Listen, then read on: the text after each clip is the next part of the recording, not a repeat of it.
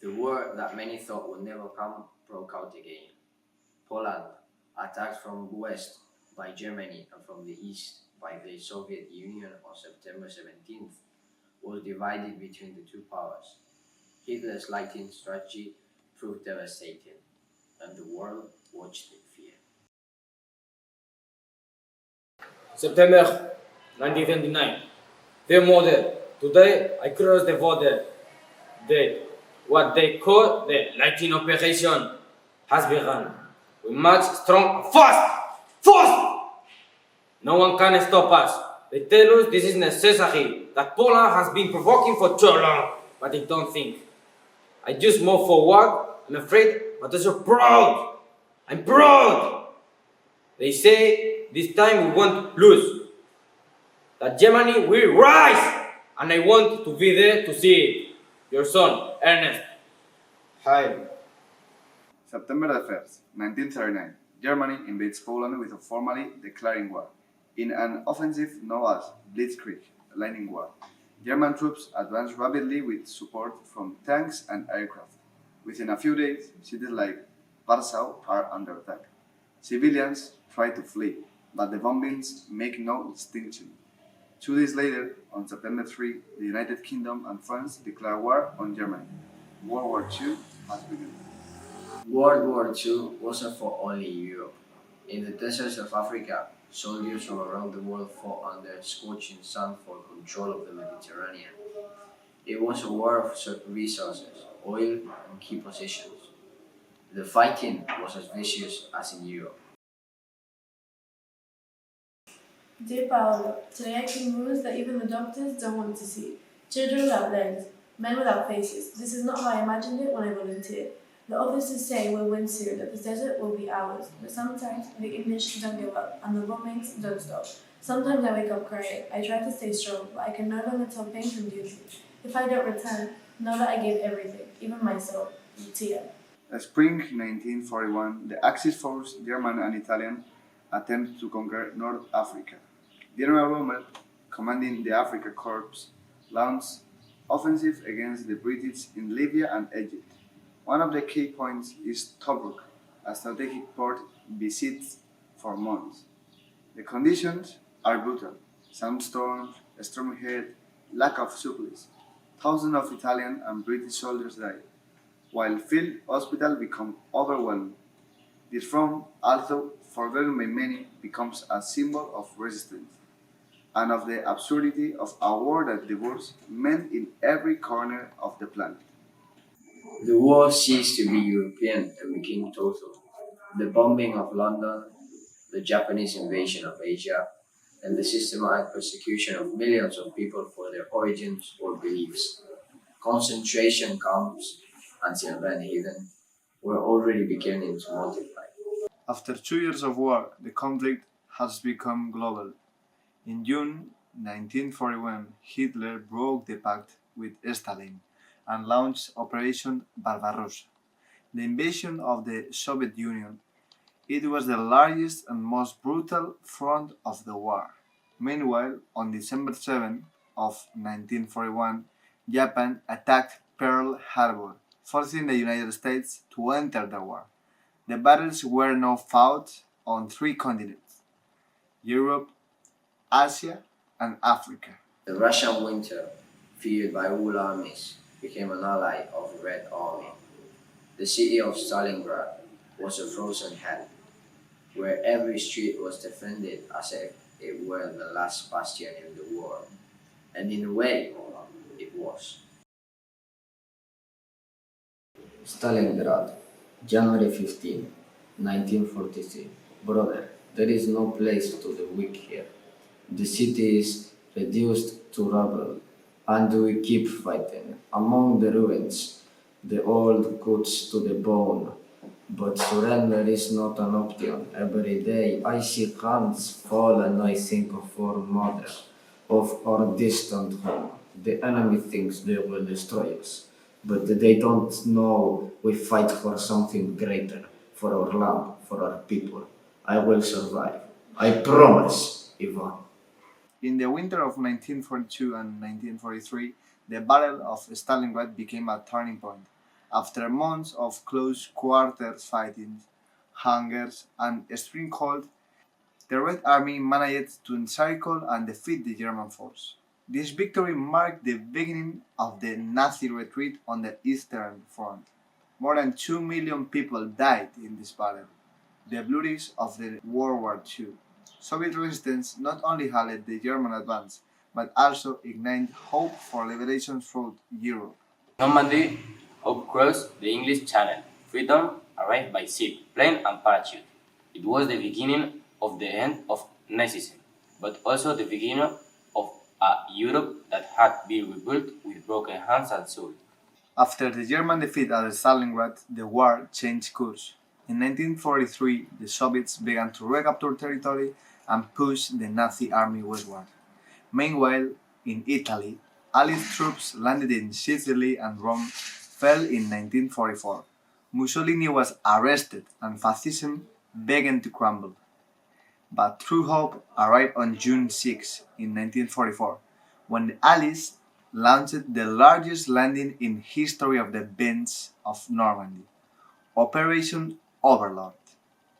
American, British, and Canadian troops liberated France and opened a new front in the West. From the east, the Soviets advanced. From the west, the Allies liberated Europe.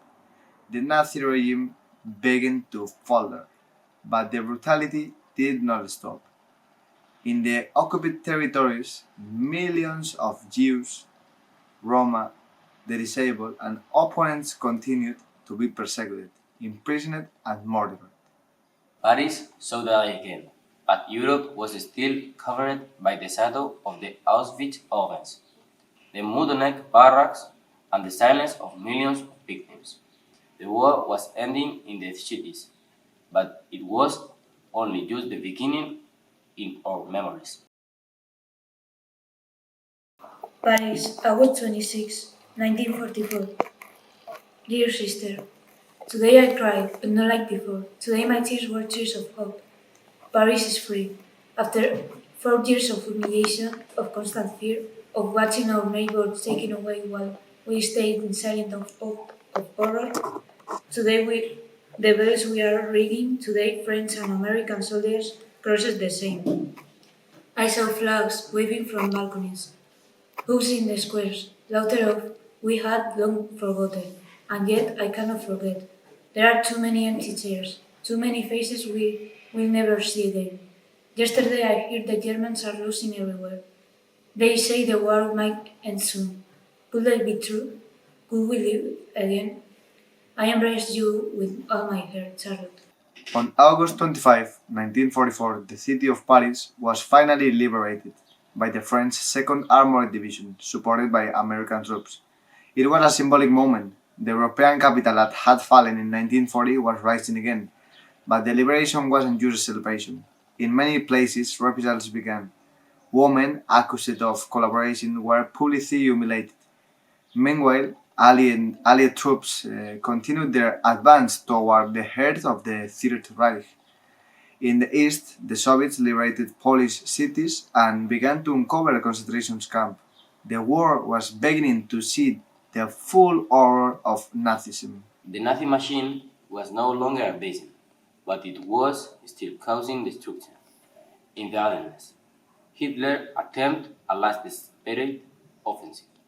In Berlin, the cellars were every graves, and at Auschwitz, humanity was confronted with what it had been capable of. Winter 1944. The war entered its final phase, but the violence intensifies like never before. On the Western Front, the Allies have crossed France and are now preparing to enter Germany. In December, Hitler launched his last major offensive, the Battle of the Bulge. They attempt to divide the Allied armies. The cold is extreme, the causalities are terrible, but the Germans fail. At the same time, British and American aircraft massively bombed German cities like Dresden, Hamburg, and Berlin in an attempt to hasten the surrender. On the Eastern Front, the Soviet advance is unstoppable. In January 1945, the Red Army enters Poland and begins liberating concentrating camps. On January 27, Soviet soldiers entered Auschwitz, one of the largest Nazi extermination centers. What they find there: piles of corpses, ovens, mountains of shoes and suitcases, shows the war a previously unknown dimension of horror. The Allied power realized that the war is no longer just a military struggle. It's a race to stop genocide. There was no celebration for everyone. The surrender didn't erase the graves, it didn't rebuild the homes, but it did put an end, at least to 6 years of horror. Europe looked at its ruins, wondering if it would ever rise again. Berlin, April 25, 1945 mother. If you are still alive, forgive me for this letter. I don't recognize my city. I don't recognize my country. We are surrounded. The Red Army is advancing down every street. Every street. Houses are burning. Children are crying. The elderly throw themselves into the rivers to stop running. Many comrades talk about suicide. Some do it. They say it's better to die for the Führer than to fall into Russian hands. But I no longer believe in the Führer. I don't believe in anything. How did we come to this? How did we let hatred destroy everything? Everything! My hands hurt, not from the cut hot ones, but from what I have touched: weapons, walls, corpses, children. If I ever get out of there, I never want to be a soldier again. Never! I just want to plant, cook, and sleep without noise, without screams. If you let that, if this letter never reaches your hands, at least you will know the truth to survive. Spring 1945. Berlin is surrounded. The Red Army enters from the east. The Allies advance from the west. The bombings are constant. The civilian population survives in basement, without food, without water, among the rubble. On April 30, Adolf Hitler commits suicide in his bunker with his wife Eva Braun, shortly before he had ordered all resistance to continue.